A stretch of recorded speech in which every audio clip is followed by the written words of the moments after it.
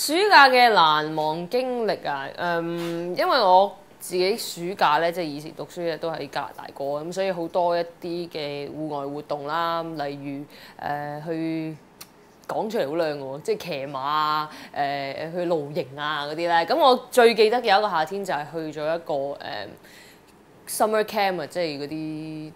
夏日嗰啲咯嚇，咁咧就好好玩嘅，因為係即係真係一班小朋友